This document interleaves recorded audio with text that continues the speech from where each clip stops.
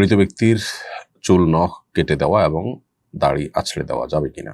কবরস্থানের ভেতর জুতা পায়ে হাঁটাচলা করা যাবে কিনা? কেউ যদি ফরজ গোসল অবস্থায় মারা যায় এবং তার স্ত্রীর মাধ্যমে বিষয়টি জানা যায়, সেক্ষেত্রে তার পবিত্রতার বিধান কি?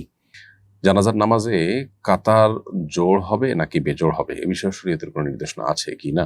দাফনের পর কবরের উপর সরিষা দানা ছিটানো হয়, এর কোনো শরীর ভিত্তি আছে কিনা? আমি ভারতের মুর্শিদাবাদ থেকে বলছি। আমাদের এখানে মৃত ব্যক্তির জানাজা নামাজের পর খাটিয়া কাঁধে নিয়ে 40 কদম হাঁটা হয়। এটা কি সুন্নাহসম্মত কাজ? মৃত ব্যক্তির চুল নখ কেটে দেওয়া এবং দাড়ি আছড়ে দেওয়া যাবে কিনা? মানুষ যখন জীবিত থাকে তখন তার শরীরের অবাঞ্ছিত লোম, নখ, গোপ এগুলো সব কাটার নির্দেশনা শরীয়ত আমাদেরকে দিয়েছে এবং সেটা জীবিত অবস্থার জন্য প্রযোজ্য। মানুষের মৃত্যুর পর আর আসলে তার শরীরের এ সমস্ত অবাঞ্ছিত লোম, নখ ইত্যাদি এগুলো কাটার গুরুত্ব নেই। শরিয়া সেগুলোর জন্য আমাদের কোনো নির্দেশনা দেয়নি। এই নির্দেশনাগুলো সবগুলো জীবিত মানুষের জন্য। অতএব মারা যাওয়ার পর আর তার চুল, নখ ইত্যাদি কাটা বা দাড়ি আছড়ে দেওয়া এগুলোর কোনো প্রয়োজনীয়তা নেই। বরং এটাকে ফুকায়ে আহনাফ এবং আরো অন্যান্য ফকিহগণ মাকরুহ বলেছেন। এজন্য মৃত ব্যক্তি যে অবস্থা মারা গেছেন সে অবস্থা তাকে দাফন করতে হবে। এর অবশ্য বেশ কিছু কারণ রয়েছে, বেশ কিছু যৌক্তিকতা রয়েছে। একজন মানুষ যখন মারা যায় তার শরীরের প্রত্যেকটা অঙ্গ প্রত্যঙ্গই মারা যায়। যে অবস্থা মারা গেছেন পুরো শরীরকে সে অবস্থায় তাকে দাফন করে দেওয়া কর্তব্য।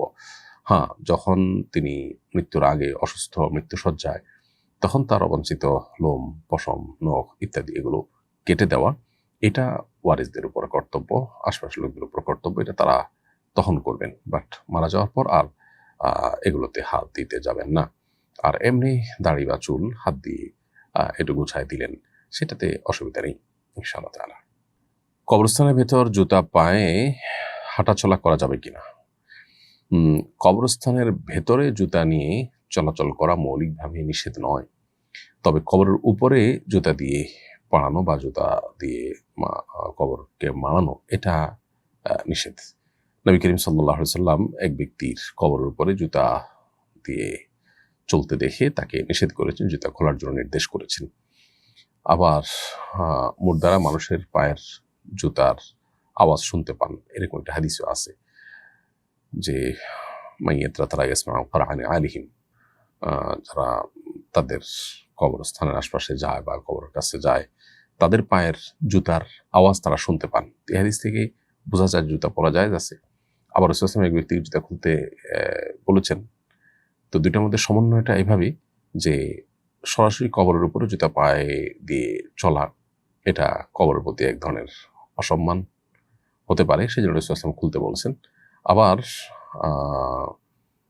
আপনার কবরস্থানের মধ্যে যে সমস্ত রাস্তাগুলো থাকে, ডানে বামে কবর থাকে, সেগুলোতে জুতা পায়ে দিয়ে আপনার চলা যায়।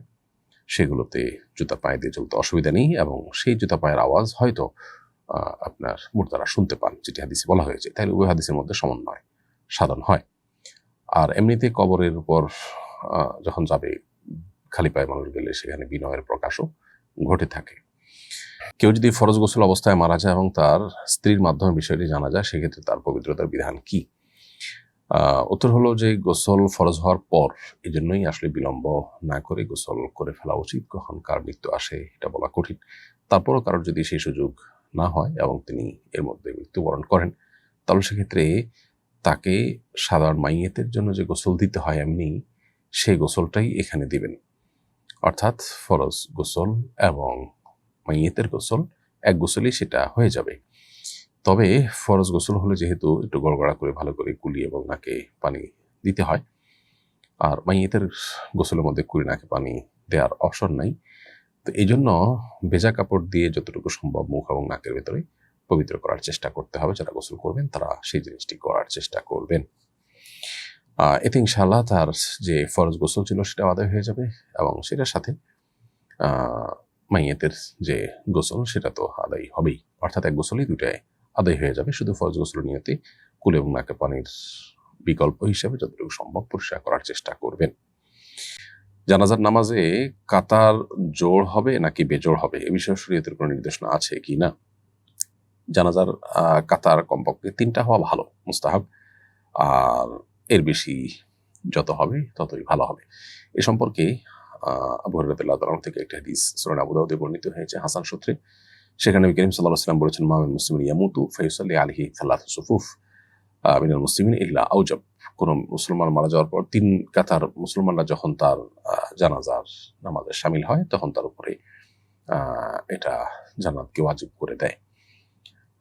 এর ওয়ায়াতের আলোকে বোঝা যায় যে ৩ কাতার জানাজার নামাজ হওয়া উত্তম। তবে বিভিন্ন আরো বর্ণনাগুলোকে সামনে রাখলে বেশি মানুষ জানাজাতে শামিল হওয়া এটার ফজিলত বোঝা যায়, কারণ বেশি মানুষের দোয়া মাইয়াত পাবেন। অতএব কাতার যদি আরো বেশি হয় কোনো অসুবিধা নেই। এমন না যে কাতার ১০, ২০, ৩০ কাতার হলে সব কম হবে, ৩ কাতার হলে বেশি হবে, এমন না। ৩ কাতার হলে ভালো, ৩ কাতার আরো যত বেশি হবে তত আরো বেশি ভালো। আর এই সমস্ত ক্ষেত্রে আমাদের একটা জিনিস খেয়াল করা দরকার যে মানুষ বেশি হবে সে আশায় জানাজাকে বিলম্ব করা অনেক বেশি, সেটা আবার অনুচিত। কারণ নবী করিম সাল্লাল্লাহু আলাইহি ওয়াসাল্লাম বলেছেন, আসরিউ বিল জানাজা, তোমরা জানাজাকে দ্রুততার সাথে সম্পন্ন করো। এই জন্য জানাজা খুব বেশি বিলম্ব করা উচিত নয়। দাফনের পর কবরের উপর সরিষা দানা ছিটানো হয়, এর কোনো শরীর ভিত্তি আছে কিনা? আমাদের দেশে মানুষ মারা যাওয়ার পর কবরের উপরে অনেক কিছু ছিটানোর বা অনেক কিছু দেওয়ার নানা রকমের রসম রেওয়াজ প্রচলিত আছে। একটা হলো যে উপরে গাছ টাছ লাগাই দিলেন যাতে করে মাটিটা সুন্দর করে লেগে যায় বা সুন্দর দেখা যায়, এই টাইপের। সেটা ঠিক আছে আপন জায়গাতে, বাট সরিষার দানা ছিটানোর আলাদা কোনো ফজিলত বা বিশেষত্ব কোনো হাদিসে কোথাও প্রমাণিত নয়। এটা নিছকই আমাদের সমাজে প্রচলিত একটা বিষয় বা মানুষের মন গড়া ধারণা। যদি কেউ এটাকে মনে করে দাফন সংশ্লিষ্ট আমল, তাহলে এটা ভুল হবে। আমি ভারতের মুর্শিদাবাদ থেকে বলছি। আমাদের এখানে মৃত ব্যক্তির জানাজা নামাজের পর খাটিয়া কাঁধে নিয়ে 40 কদম হাঁটা হয়, এটা কি সুন্নাহ সম্মত কাজ?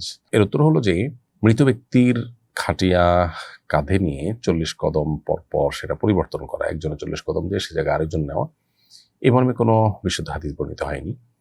বরং একই ব্যক্তি একেবারে কবরস্থান পর্যন্ত নিয়ে যেতে পারবেন। চাইলে কারোর অসুবিধা হলে, কষ্ট হলে কাঁধ পরিবর্তনও করতে পারেন, সেটা একান্ত তাদের ব্যক্তিগত বিষয়। 40 কদম মৃত ব্যক্তির খাটিয়া বহন করলে 40টা গুনাহ, বড় গুনাহ মাফ হয়, এরকম একটা হাদিস পাওয়া যায়, কিন্তু সেই হাদিসটি সহিহ নয়। যেহেতু সেটি বিশুদ্ধ নয়, বিধায় এই 40 কদম পরপর খাটিয়া কাঁধে নিয়ে চলা এবং 40 কদম পরপর পরিবর্তন করা, কাঁধ পরিবর্তন করা বা ব্যক্তি পরিবর্তন করা, এটি কোনো সুন্নাহ কিংবা মুস্তাহাব আমল নয়।